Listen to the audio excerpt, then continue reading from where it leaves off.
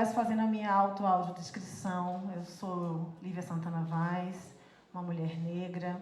Eu estou usando um vestido longo branco rendado, os cabelos crespos presos no alto da cabeça. E digo isso porque a audiodescrição ou a autodescrição para uma mulher negra, num espaço tão embranquecido como o sistema de justiça, não é só uma questão estética, é uma questão de linguagem, né? Onde nossas vozes não costumam ser ouvidas, nosso corpo fala. Então, Irene, já é pedagógico, né, termos mulheres negras nesses espaços. Nossos corpos são presenças que, por si só, são presenças pedagógicas e que já ensinam muito. Então, se nós temos ainda voz nesses espaços, essas presenças podem ser também revolucionárias. E essa é, de fato, a ideia. Para falar do papel do Ministério Público e de gênero, nós vamos ter que falar um pouco sobre diferença. Mas antes, eu queria chamar a atenção para algo que vem sendo muito dito sobre os últimos anos, que é a manifestação ou o crescimento do ódio, doutora Ivana. Nós passamos por um período de muito ódio. Ódio a quê? Ódio a quem? Eu tenho dito, em conversa inclusive com o ministro Carlos Aires Brito, né, ouvindo ele, eu concordo, que foi um período que ainda não acabou de ódio à democracia, de ódio à própria democracia. Porque o que é que a democracia nos traz, ou deveria nos trazer? Inclusão, diversidade, inclusão de grupos vulnerabilizados. E esses grupos são grupos odiados, num sistema que busca manter e perpetuar privilégios para poucos. Por isso esse ódio à democracia. Então, para falar no papel do Ministério Público, eu não consigo enxergar uma outra instituição que não tenha uma missão tão preponderante quanto defender, ao invés do ódio, uma ode à democracia. Nós precisamos de um Ministério Público que tenha como papel principal uma ode de fato, uma celebração da democracia, e eu não consigo enxergar a democracia sem igualdade. Nós podemos dizer que no Brasil, pessoas negras e indígenas, em especial, nunca experimentaram, doutor César, democracia. Nunca experimentaram democracia. Então, se nós queremos falar na construção ou refundação de uma democracia, é preciso que pessoas negras e indígenas estejam pautando e construindo conosco. Porque essas pessoas passaram por todos os sistemas políticos no Brasil, inclusive os ditos democráticos, sem gozarem dessa democracia e dos direitos que ela reserva a todas as pessoas, ou deveria reservar a todas as pessoas. Eu disse que, para falar de democracia e de igualdade, eu preciso falar de diferença. E eu vou começar com Audre Lorde, já que Irene terminou com ela. Ela vai dizer que, quando fala em diferença, não é para nos afastar, não é para nos dividir, é para nos aproximar. E eu aprendi isso na prática, nas conferências de gênero, doutora Raquel Dodge, a quem eu agradeço muito por essa iniciativa pioneira no Ministério Público, em 2019. Nós tivemos a segunda conferência regional de equidade de gênero na Bahia, e eu participei da plenária com uma fala. Eu estava muito insegura naquele momento, porque eu iria falar de diferença dentro do Ministério Público brasileiro, dentro do sistema de justiça, como uma mulher negra. E eu esperava reações no final. Não é uma fala agradável. Quando nós falamos em racismo, em sexismo, nós incomodamos. Incomoda quem ouve, porque sai da zona de conforto, entende sim que reproduz racismo, porque estamos numa sociedade de fato estruturada por esse racismo, nós reproduzimos sem sequer sentir ou tomar consciência disso. Então incomoda, mas incomoda e dói também em quem fala, em quem sente na pele. E naquela ocasião, em Salvador, logo depois da minha fala, e eu esperava reações que não eram reações felizes, de palmas e de alegria, como eu tenho visto aqui nos fins das falas, mas as reações me surpreenderam. Eu recebi um abraço coletivo no palco. Eu nunca esqueço disso, né? Doutora Raquel Dodge, doutora Sara, doutora Márcia Viges, vieram todas me abraçar. Doutora Bernadette, que está aqui também, uma referência para mim, me abraçar no palco, chorando.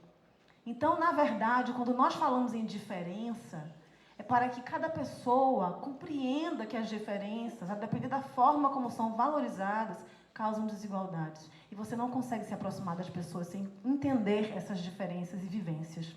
E aí eu trago esse slide, que é a capa do meu primeiro livro, A Justiça é uma Mulher Negra, justamente para trazer uma outra perspectiva.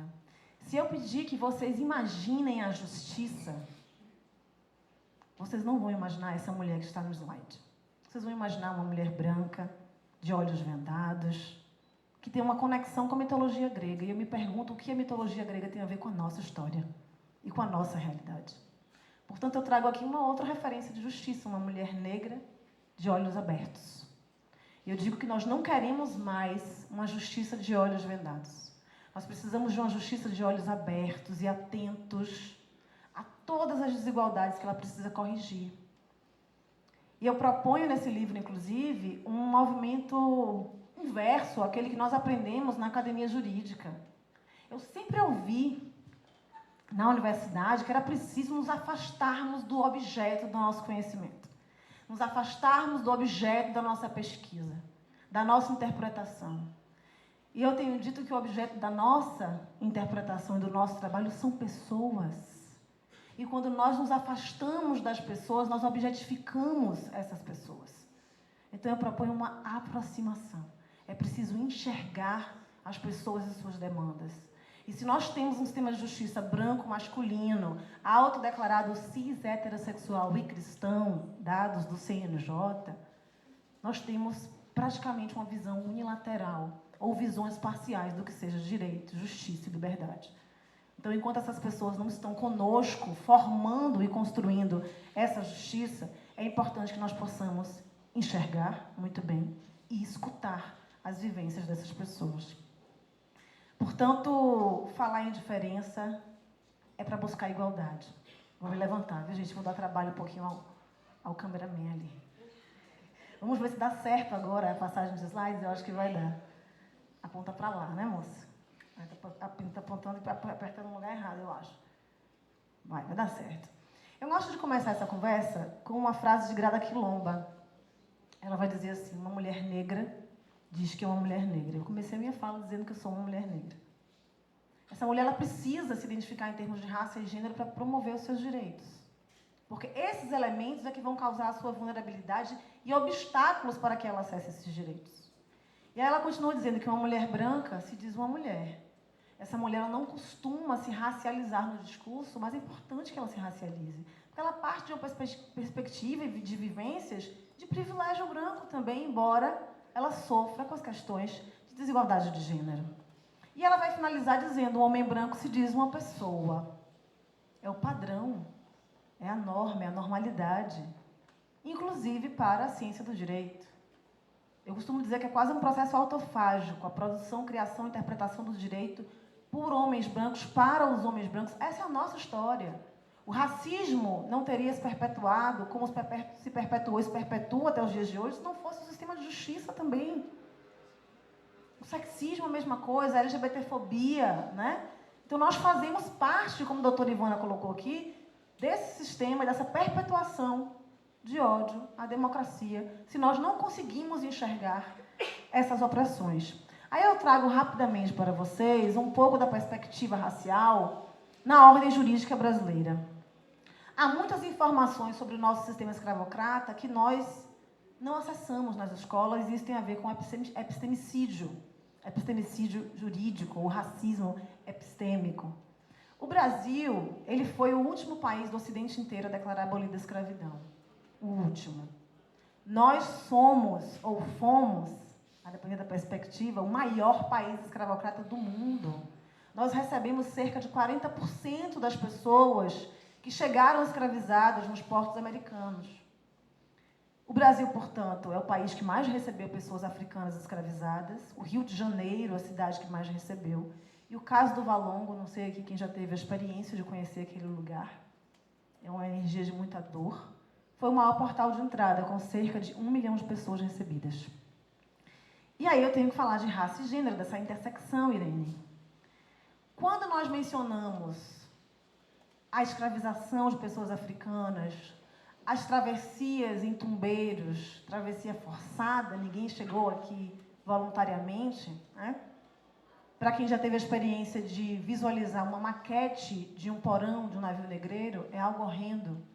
Homens, mulheres e crianças apinhados. Quanto mais mercadoria fosse trazida, mais lucro. E essas pessoas, elas, nessa travessia, muitas sucumbiam, ou adoeciam, ou o banzo, né, a depressão, pela falta de liberdade, ou elas eram atiradas ao mar. Na época em que o tráfico já era proibido, esses mercadores de pessoas escravizadas jogavam a carga humana inteira ao mar. E isso fez com que, naquela época, nós tivéssemos, Oscar, querido, que deixou saudade lá no MP Bahia, nós tivéssemos alteração nas rotas dos tubarões no oceano, dada a quantidade de carne humana que era jogada ao mar. Quando eu falo disso tudo, a gente entende que o fundamento é a raça. Por sinal, é importante distinguir a escravidão moderna da escravidão antiga. A escravidão é um fenômeno humano muito antigo. Havia escravidão na Grécia Antiga, em Roma Antiga, só que os fundamentos eram outros. As pessoas eram escravizadas por dívida, as pessoas eram escravizadas em consequência de guerras, as pessoas não eram escravizadas por conta de sua raça. Então, dois elementos centrais vão caracterizar a escravidão moderna. Primeiro, a racialização, e segundo, a comercialização. Essas pessoas eram comercializadas, né? Então, o fundamento aqui para essa escravização é a raça. Mas se eu mencionar outros elementos históricos, vocês vão compreender que mulheres negras sofriam determinadas violências por serem mulheres e negras.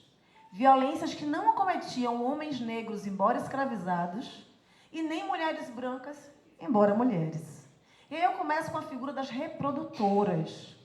Mulheres negras, já nos mercados de pessoas escravizadas, elas eram destacadas para serem reprodutoras. As mulheres consideradas mais férteis, que eram aquelas que tinham os seios mais fartos, as ancas mais largas, e quando eu digo ancas, é para pensar mesmo na animalização dessas mulheres, elas eram destacadas e quase não ficavam sem gestar. Imagine que violência, doutora Meire. Gestação em cima de gestação para aumentar o rebanho de pessoas escravizadas a favor dos senhores e senhoras. Depois, quando nós falamos em miscigenação no Brasil, por mais bela que ela possa parecer, ela é oriunda dessa violência, de estupro colonial. Isso é importante que seja dito. Importante que seja dito. Não houve nenhuma cordialidade. Não houve uma escravidão dócil, como se diz nos livros de história até os dias de hoje. Aborto é um outro tema que vai nos fazer compreender essa intersecção. Mulheres negras sempre souberam como abortar, porque poderia ser uma necessidade histórica. Nos períodos em que o preço da pessoa escravizada estava muito baixo no mercado, no Brasil havia uma prática de assassinato das crianças negras que nasciam. Eles preferiam matar essas crianças das piores formas que vocês puderem imaginar, pisoteadas, enterradas vivas, jogadas em rios, do que ter que investir até os 15 anos de idade, que era a idade aproximada que essas crianças iriam começar a trabalhar para gerar lucro. Então, essas mulheres, não suportando imaginar testemunhar essa dor, elas preferiam elas próprias abortar, com seus chás, suas ervas, suas plantas, seus saberes ancestrais. Depois eu tenho que falar das negras de ganho. Mulheres negras escravizadas poderiam sair das propriedades durante o dia e retornar com o lucro das atividades para as casas grandes. Muitas dessas mulheres foram prostituídas, Deleuze. Eu não disse prostitutas, eu disse prostituídas. Inclusive com grande participação das mulheres brancas. Porque aqui as senhoras cobriam essas mulheres com rendas, com joias, com pérolas, para que elas pudessem render mais ao fim do dia, nessa função de prostituição. E por fim, as amas de leite. Essa figura que vocês veem aqui é uma ama de leite. E eu ainda ouço pessoas dizerem com orgulho que tiveram ou têm uma mãe preta, doutora Bernadette. Conceição Evaristo é uma daquelas que vai se insurgir contra essa afirmação. Não me chamem de mãe preta, ela disse, porque conhece a origem histórica. Eram mulheres negras que eram vendidas, alugadas, doadas, na condição de nutrizes de crianças brancas, ao tempo em que eram proibidas de nutrir seus próprios filhos e filhas. Portanto, aqui vocês entendem que a questão interseccional, ela é histórica e ela se perpetua até os dias de hoje. Vou pincelar rapidamente um pouco de como a raça se insere na nossa ordem jurídica, para que nós possamos compreender que sim, o racismo é estrutural. E é estrutural, inclusive por meio da nossa legislação. O Estado brasileiro construiu essa sociedade racista em que nós vivemos. E, portanto, ele tem a responsabilidade de desconstruir essa realidade. E nós fazemos parte do Estado, na missão de construir justiça. E, portanto, também temos a missão de desconstruir o racismo. Vou começar rapidamente com o livro 5º, das ordenações filipinas, que traziam os crimes. Eu vou trazer só um crime de feitiçaria. Eu preciso dizer que é contra pessoas negras? É óbvio que no contexto histórico da época, as pessoas consideradas feiticeiras eram pessoas negras que trouxeram suas práticas religiosas da África. Inclusive um crime que podia ser punido com pena capital. Primeira Constituição Brasileira, de 1824, a Constituição Imperial. Se vocês procurarem no texto da Constituição a palavra escravo ou escravidão, vocês não vão encontrar. Estará lá, a lei é igual para todos. Todos quem? Vou voltar para a fala de Grada Quilomba. Quem é a pessoa ali? O padrão do homem branco. Nesses todos, nessa expressão, esse termo todos, não estavam, por óbvio, as pessoas negras escravizadas. O segundo ato oficial complementar a essa Constituição vai proibir negros e leprosos de frequentarem as escolas. No livro Cotas Raciais, que está até aí fora, na mesa, eu faço uma pesquisa extensa, numa linha do tempo, que vai demonstrar que pessoas negras no Brasil passaram cerca de um século proibidas de frequentar as escolas. A educação é um instrumento básico, essencial no Brasil de ascensão social. Por isso que 135 anos após a Lei Áurea, pessoas negras seguem na base da nossa sociedade. E a gente não quer discutir meritocracia. Nós costumamos dizer, eu cheguei aqui pelo meu mérito. Esse mérito tem um contexto, inclusive de herança colonial. Se de um lado há pessoas negras oprimidas historicamente, que até hoje sofrem com falta de acesso a direitos fundamentais por conta da sua raça, cor, do outro lado da relação há pessoas brancas que colhem ainda os privilégios históricos. Quando nós falamos em branquitude, é importante se dizer isso, se trata não de uma escolha, assim como a negritude também não é uma escolha. É uma posição social de privilégio a branquitude. E se nós queremos, de fato, discutir democracia e discutir antirracismo, o primeiro passo é reconhecer esse privilégio da branquitude. Para, enfim, assim, nos engajarmos no antirracismo, em girar essa engrenagem racista ao contrário. Eu vou falar, nesse slide ainda, só da Lei de Terras. 1850, ela vai dizer que para adquirir propriedade, só se adquire mediante compra. Parece simples, mas a partir de agora, pessoas negras e indígenas, comunidades quilombolas e indígenas, vão perder o direito aos seus territórios. Não tinham condições de comprar, adquirir a propriedade mediante compra. E aqui, essas pessoas perdem a base econômica da terra. Ou seja, a nossa legislação, de fato, ela foi racialmente seletiva em diversos aspectos. Para não me estender, mencionar apenas a lei do ventre livre, que é interessante porque a ementa vai dizer que a partir daquela data, nós temos que as crianças, as crias das mulheres escravas, nascem livres. Eu brinco que as ementas das leis são maravilhosas, mas a gente tem que ler, porque o conteúdo quase nunca cumpre o que promete. Quando a gente vai ler, de fato, a lei do ventre livre, tem lá que essas crianças permaneceriam sob a tutela do Senhor até os 8 anos de idade. Vocês imaginam sob que regime? Escravidão. Depois dos 8 anos, 2 opções. Ou o Estado pagaria uma indenização ao Senhor, ou essa criança trabalharia dos 8 aos 21 anos também a título de pagamento de indenização ao Senhor. Vamos voltar para a ementa, não era ventre livre? Se era livre, não havia indenização a se pagar. Depois, a lei de sexagenários vai dizer que, a partir dos 60 anos de idade, as pessoas, até então escravizadas, seriam livres, desde que trabalhassem mais 3 anos a título de pagamento de indenização aos senhores. Eu fiz uma pesquisa rápida. No IBGE, e vi que as pessoas no Brasil, sem nenhum recorte de raça, como costumo dizer, recorte racial, apenas alcançaram a média de vida de 60 anos em 1980. As pessoas não viviam nesse período 60 anos. Então, de fato, são leis para tentar diminuir a tensão do movimento abolicionista, das revoltas de pessoas escravizadas. E, por fim, a gente tem a Lei Áurea. Alguém já leu a Lei Áurea aqui? Alguém já conseguiu ler o texto da lei?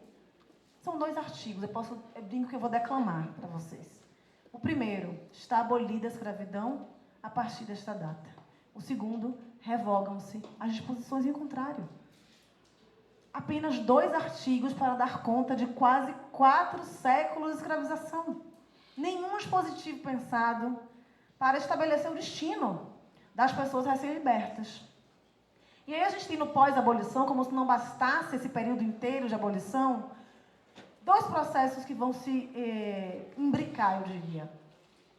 Um processo de embranquecimento da população.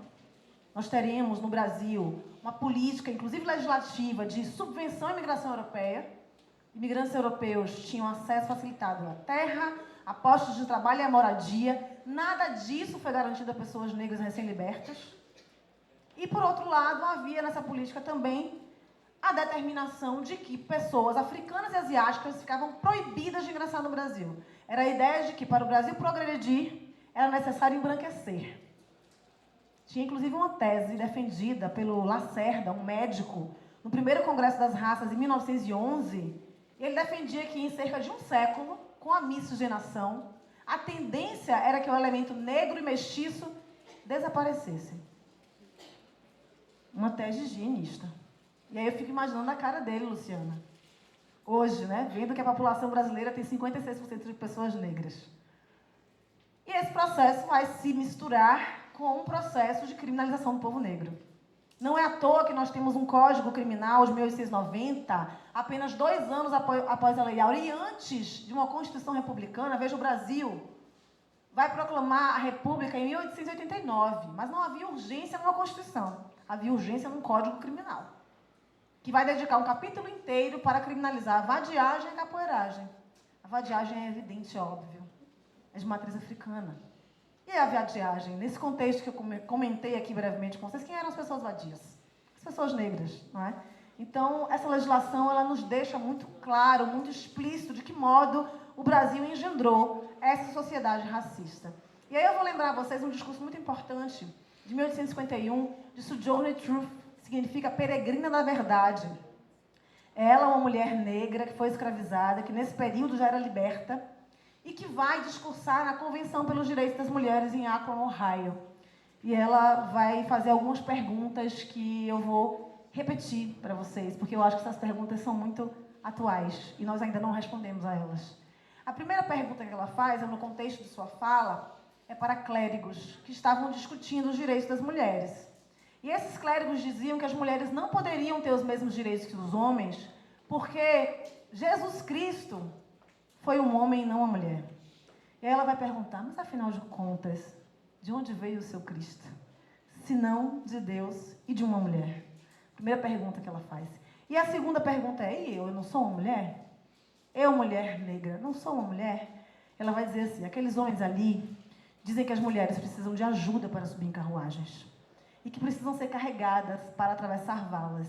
E que merecem o melhor lugar onde quer que estejam. Eu nunca tive, ninguém jamais me ajudou a subir em carruagens, ou a saltar sobre poças de lama, e ninguém nunca me ofereceu melhor lugar algum. E eu não sou uma mulher? Olhem para mim, olhem para os meus braços. Eu arei, plantei, juntei a colheita nos celeiros, e homem algum poderia estar à minha frente. E eu não sou uma mulher? Eu pari 13 filhos e vi a maioria deles ser vendida para a escravidão, e quando eu clamei com a minha dor de mãe, ninguém, a não ser Jesus, me ouviu. E eu não sou uma mulher? Daí eles falam dessa coisa na cabeça. Como é que eles chamam isso? Alguém vai dizer a ela, intelecto. E ela vai concluir, é isso, querido. O que isso tem a ver com os direitos das mulheres e dos negros? Aqui ela já está falando de interseccionalidade, Irene. Os direitos das mulheres e dos negros, né? E a pergunta que vai arrematar o discurso dela, que é a pergunta que eu repito para vocês aqui, é a seguinte. Se o meu copo não tem mais que um quarto, e o seu está cheio, por que você me impediria de completar a minha medida? Por quê? Eu costumo dizer que a branquitude nesse país, em especial homens brancos que estão no topo do poder em todos os espaços, demonstram que muitas vezes preferem fazer o seu copo transbordar do que permitir que outros grupos preencham a sua medida. Preferem ver a sala inundar do que permitir que outros grupos completem a sua medida. E aí não há como não falar em interseccionalidade. É uma categoria analítica, como a Irene bem colocou aqui. Se eu sou uma mulher numa sociedade machista, patriarcal, sexista, como a nossa, é como se eu estivesse no meio de uma avenida aqui, como essa. E os veículos que oprimem o meu corpo são a desigualdade de gênero, o sexismo, o patriarcado. Se eu sou uma mulher negra, uma outra avenida vai transpassar essa primeira, e os veículos serão o racismo, a discriminação racial. Agora, vocês imaginem se eu sou uma mulher negra, transexual, lésbica, nordestina, vamos dizer, pobre, com deficiência, idosa e candomblessista. Imagine quantas avenidas não vão oprimir esse corpo. E nós precisamos enxergar. Aí tem gente que diz assim, você está exagerando. Não, não estou, essas pessoas existem. Nós é que não enxergamos. Essas pessoas existem e precisam de nós. São as pessoas que mais precisam do Ministério Público, doutora Ivana. São essas pessoas que não têm os seus direitos respeitados, que não acessam direitos simplesmente por serem quem são. E nós não conseguimos, ou não queremos, muitas vezes, enxergar. E aí eu dou um salto histórico para os dias de hoje, com dados, para que nós possamos entender que, quando eu falo de racismo, o fator raça não é um fator tangencial, periférico. É um fator central da nossa não-democracia. É um fator determinante de praticamente todas as desigualdades no nosso país. Do nascimento até a morte. Se eu falar em mortalidade infantil, são as crianças negras que mais morrem. Se eu falar em violência obstétrica, mortalidade materna, violência doméstica familiar, violência sexual, feminicídios, são as mulheres negras as maiores vítimas. Se eu falar em encarceramento em massa, violência policial letal, no tal erro, no reconhecimento de pessoas no processo penal, que eu nunca vi um homem branco ser condenado por um erro, uma fotografia no álbum de suspeitos. Se vocês souberem de um caso, vocês me digam. Eu estou falando da juventude negra. E se eu falar na expectativa de vida no Brasil, em todos os estados da Federação Brasileira, a bolinha cinza são pessoas negras e a bolinha amarela são pessoas brancas. Em todos os estados, pessoas negras vivem menos que pessoas brancas. De novo, eu estou falando de um elemento que determina as nossas vidas do nascimento até a morte. E aí a gente precisa falar em epistemicídio. Por que nós não discutimos isso nas escolas? Por que nós não discutimos isso no Ministério Público, no sistema de justiça? Por que continuamos falando sempre para nós? Ou para pessoas já convertidas, não é? E Sueli Carneiro vai falar das consequências desse epistemicídio. E eu gosto muito de mencionar o trabalho da professora Ana Célia Santos, uma estudiosa intelectual baiana, que vai trazer para nós a representação do negro no livro didático infantil. E ela vai tirar algumas conclusões fundamentais. A primeira conclusão que ela vai tirar é de que mães negras não estão representadas nos livros que ela estudou. Eu não estaria representada, como de fato ainda não estou em muitos dos livros que as minhas filhas acessam na escola. Eu lembro que minha filha, hoje com 11 anos, a mais velha, vai fazer 11 anos daqui a alguns dias, quando ela tinha 3, nós tivemos uma conversa corriqueira. E ela chorou copiosamente, doutora Raquel, quando eu disse a ela que eu era negra. E eu não sabia o que fazer, porque eu não entendia por que ela estava chorando, Fernanda. Ela só fazia chorar: mamãe, eu não quero que você fique negra. Hoje eu brinco com você, eu digo: filha, não vou ficar, você não entendeu. Nasci, né? Morrer negra. Mas ela chorava e eu não conseguia entender. E eu trabalhando com esse tema, a doutora Norma sabe, há tanto tempo, dizia: como é que eu lido com isso? E aí ela arrematou: é porque, mamãe, pessoas negras não são especiais. Eu tenho certeza que ela não ouviu isso, doutor César. Ela viu. Ela viu. Porque eu estou falando de Salvador, na Bahia, capital africana fora da África. 84% da população de Salvador é formada por pessoas negras. E onde essas pessoas estão? Eu vou lembrar a Lisa Lucinda quando ela diz assim: existe apartheid no Brasil. Se eu sei onde estão as pessoas negras e sei onde estão as pessoas brancas, separadamente, tem apartheid. Ele só não é oficial nem declarado, mas tem apartheid. Por sinal, a Liberdade é o bairro mais negro de Salvador. Né? E nós sabemos que a Graça não é, que a Barra não é. É disso que nós estamos falando. Nós temos segregação nesse país? Sim. E a gente precisa reconhecer isso. Segunda conclusão dela: crianças negras eram representadas nos livros como subalternizadas, sujas, feias, ignorantes e animalizadas. Olhem esse slide aqui, vou querer a ajuda de vocês nesse slide. É um livro de alfabetização infantil, tá? E tem assim na primeira página: MD macaco, concordam? Tem um macaquinho pulando de letra em letra para alcançar um cacho de bananas. ND, quem me ajuda? N de quê? Negro, é isso da Luz. N de negro. E um menininho negro pulando de letra em letra, tal qual o macaco. Esse tipo de representação, para não dizer outra coisa, causa fraturas muito profundas nas subjetividades de crianças negras. Muito profundas. Eu conversava com a Fernanda agora há pouco sobre a filha dela. Eu atendi essa semana, doutora Norma, uma menina de 12 anos que não conseguia me olhar nos olhos. Acanhada, encurvada. Eu precisei parar a oitiva, dizer: olhe para mim. Você não tem do que se envergonhar. Quem tem que ter vergonha são as pessoas que fazem isso com você. Tímida, não conseguia dar essa força para ela. E eu contei minha experiência. Eu disse: eu passei 30 anos, Kailana é o nome dela, para que alguém elogiasse os meus cabelos, Kailana. Hoje eu não preciso que ninguém elogie. Eu sei, eu acho eles bonitos. Isso para mim basta. Entende? E eu disse a ela: o racismo não vai deixar de existir enquanto você for viva. A diferença vai ser a forma como você vai lidar com ele. Sabe? Isso é muito sofrido para essas crianças e não tem como eu não me lembrar do discurso de Malcolm X, quando ele pergunta assim, num auditório assim como esse, repleto de pessoas negras, ele pergunta: quem lhe ensinou a se odiar? Quem lhe ensinou a odiar a cor da sua pele? A odiar a textura dos seus cabelos? A odiar o seu nariz e a sua boca? Mas a odiar tanto que você se odeia e odeia quem é semelhante a você. As poucas pessoas negras que estão aqui nesse auditório sabem do que eu estou falando.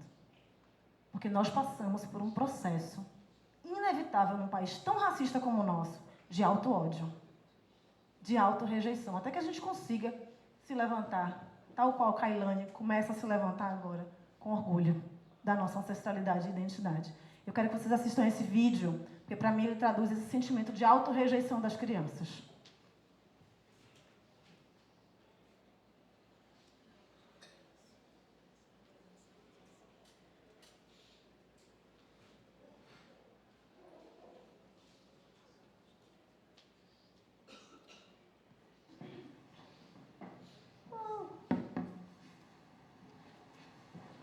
Quale bambola è bianca?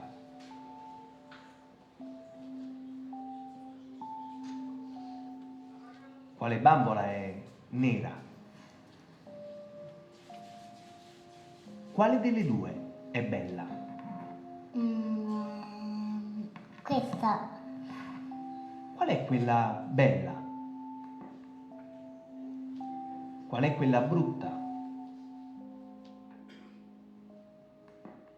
E qual è quella buona? Quale è cattiva?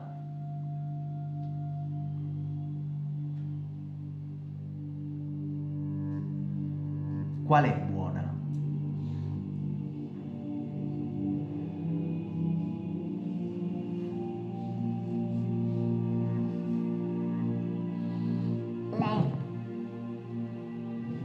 Perché è buona? Perché ha gli occhi celesti. Quale è cattiva?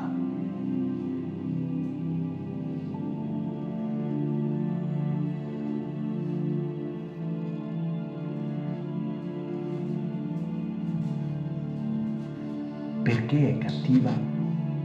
Perché è tutto nero. E qual è la bambola che ti somiglia di più?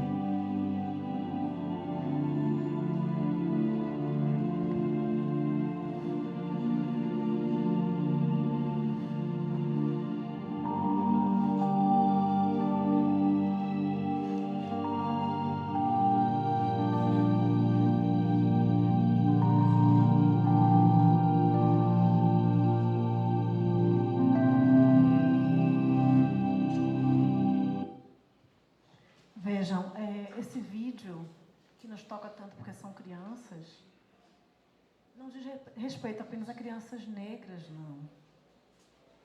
É sobre crianças brancas também entenderem que não são o centro do mundo, sabe? Que precisam enxergar o mundo na pluriversalidade que ele é. E aí eu vou lembrar um filósofo sul-africano chamado Mogobe Ramose, que ele vai dizer que a pluriversalidade não é antagônica à universalidade. Vejam como a gente, universalidade, parte do único para querer pautar o todo.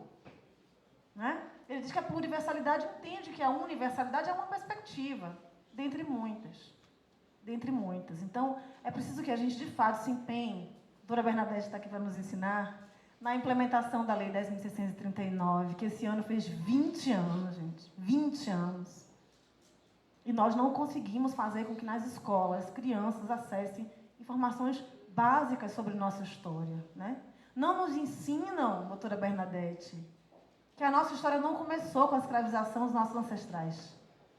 Não nos ensinam que a África foi berço da medicina, da metalurgia, da matemática, da filosofia. Não nos ensinam. Como querer que uma criança negra, então, tenha essa autoestima e entenda que ela não é descendente de escravos. Ela é descendente de pessoas que foram escravizadas, muitas delas reis e rainhas. Então, isso precisa ser dito para essas crianças, né? Para que a gente promova, de fato, uma educação antirracista. E aí a gente tem que falar rapidamente de racismo estrutural. A doutora Ivana já trouxe essa ideia aqui. Pelo pouco de história que eu contei, a gente percebe que o racismo estruturou a formação da nossa sociedade. A própria formação. Se nós não fizermos nada, essa engrenagem continua funcionando muito bem, obrigada. Nós precisamos fazê-la girar no sentido contrário, isso requer muito esforço. E aí algumas pessoas fazem uso dessa expressão racismo estrutural para se omitirem. Ah, mas é estrutural. As desigualdades são estruturais. O que eu posso fazer? É estrutural. Vou derrubar o pilar, derrubar? Não é isso? É precisar derrubar. E todo mundo vai precisar derrubar. Todos e todas. Né? É preciso. É preciso. Se o racismo é estrutural, as ações antirracistas precisam ser tão profundas quanto ele é, para que a gente consiga mudar essa realidade. E aí a gente tem várias formas de manifestação desse racismo estrutural. Racismo institucional, racismo ambiental, racismo religioso. O Ministério Público brasileiro precisa aprender ou reaprender a atuar em conjunto. Nós somos uma unidade mesmo, doutora Norma. Como é que eu posso ter os colegas que trabalham em defesa do meio ambiente trabalhando isoladamente sem analisar a questão do racismo ambiental? Sem saber que os danos ambientais vão ter como foco comunidades negras, comunidades periféricas, comunidades tradicionais que sequer são ouvidas em relação às políticas públicas e ambientais que afetam o seu território de resistência. Nós precisamos fazer isso. Entender que sim, numa sociedade estruturada pelo racismo, o racismo está em tudo. E nós precisamos compreender esse racismo para conseguirmos, de fato, mudarmos a realidade do racismo. O racismo interindividual, né, aquele que a gente enxerga, aquilo que aconteceu com o Vini agora, e que a gente realmente se consterna, eu digo a vocês, é só a pontinha do iceberg. A parte submersa do iceberg é muito maior. E é nela que a gente tem que chegar. Racismo é crime, tenho dito eu, reticências. É crime, mas a gente tem que atuar na questão institucional, na responsabilização civil. Todo caso que eu pego de racismo, eu digo, olha, tem a questão criminal, que eu posso até não conseguir provar em relação àquela pessoa física ali que praticou o ato. Eu posso não ter autoria, delitiva, materialidade suficiente ali, né, para comprovar que aquela pessoa praticou um ato racista. Até porque o nosso judiciário exige prova inequívoca da intenção, né? A Comissão Interamericana de Direitos Humanos já disse que o nosso sistema de justiça é institucionalmente racista, porque a legislação evoluiu, mas o sistema não aplica a legislação. Então, se eu não conseguir demonstrar aquela, né, ter provas suficientes para aquela persecução criminal, eu vou abandonar esse caso? Não. Eu posso ter ali a questão institucional, de responsabilização da instituição que está por trás desse ato racista, de um segurança, por exemplo. Eu posso ter a questão cível. Por que nós não ajuizamos ações civis públicas por dano moral coletivo? Precisamos ajuizar. O racismo pode causar dano moral coletivo. E eu sempre oriento as vítimas, quando esse dano não é coletivo, a ajuizarem ações cíveis para a reparação do dano. Não existe racismo sem dano moral. Não existe. Toda pessoa que sofre racismo sofre um dano moral que é irreparável. Acho que nós, pelo menos, na nossa atribuição, temos que buscar minimamente corrigir, né? E aí eu vou trazer um outro vídeo para vocês, é o último vídeo que eu trago, sobre racismo institucional, para falarmos um pouco para dentro, né? Que bom que esse congresso é do Ministério Público, de nós para nós, porque isso é necessário. Nas 500 maiores empresas do Brasil, nós temos essa presença negra aqui, ó.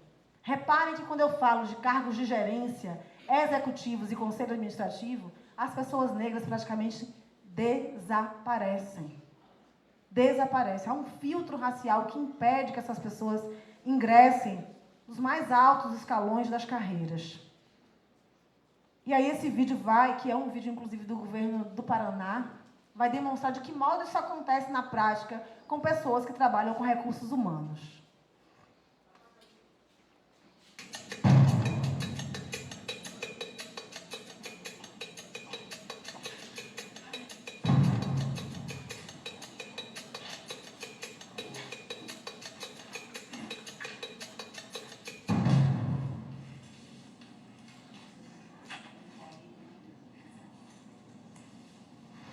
Muito obrigado por terem vindo.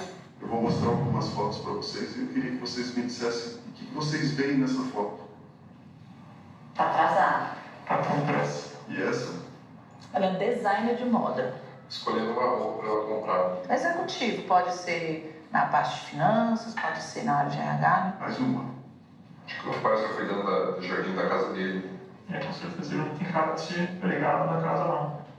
Ele tá limpando a casa dela, tá limpando a pia. Eu achei grafiteira, tem jeito de grafiteira. No grafite é uma arte, não é vândalo, não é uma vândalo.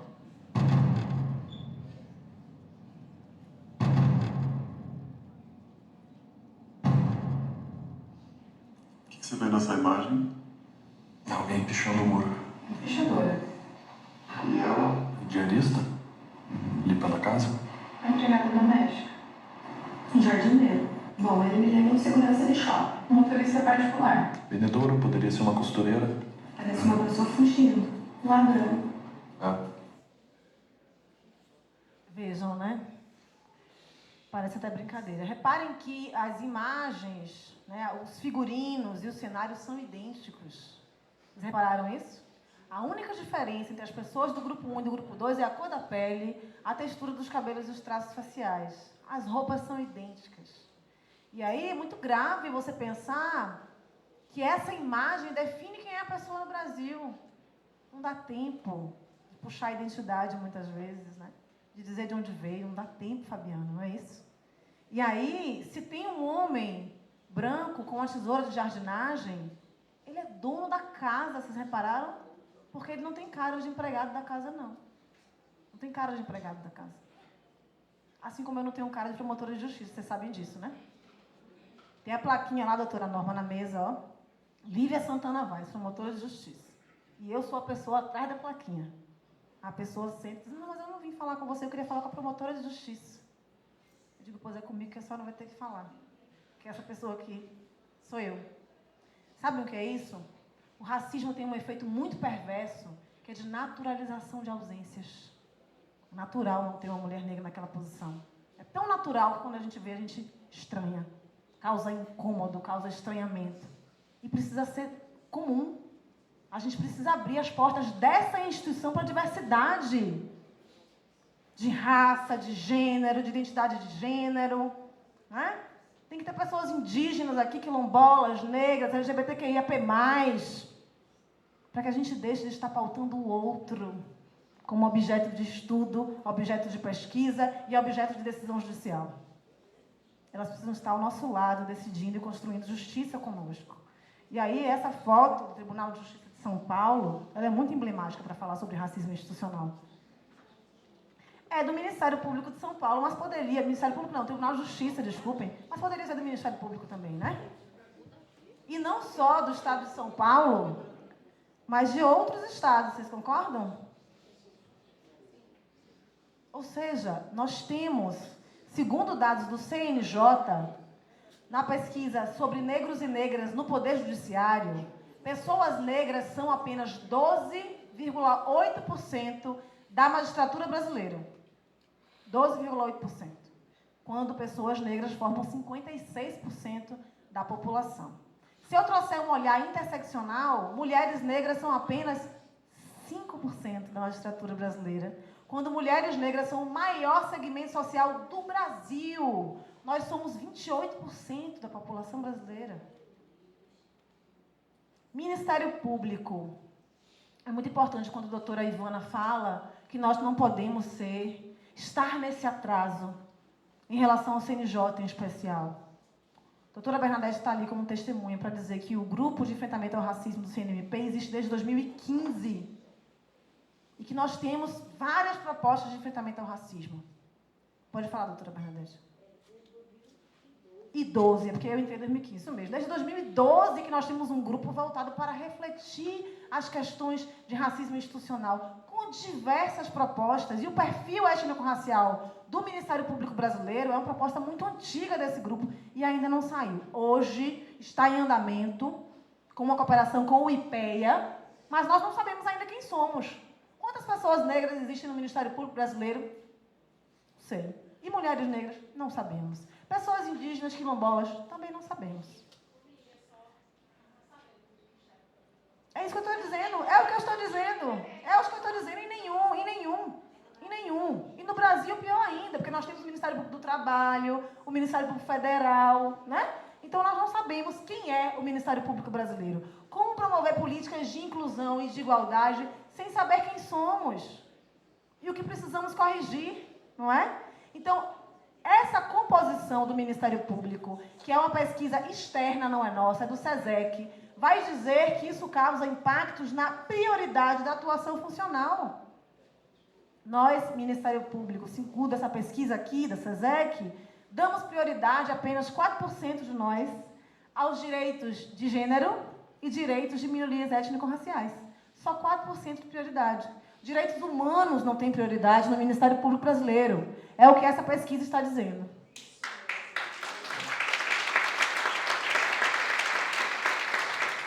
E os direitos humanos estão e devem estar, inclusive, no direito criminal, pelo amor de Deus. Se nós estivermos promovendo um direito criminal sem direitos humanos, nós estamos sendo meros acusadores.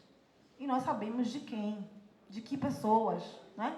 Então, nós temos que sair desse lugar que não é nosso e que a Constituição não estabeleceu como nosso, de algozes.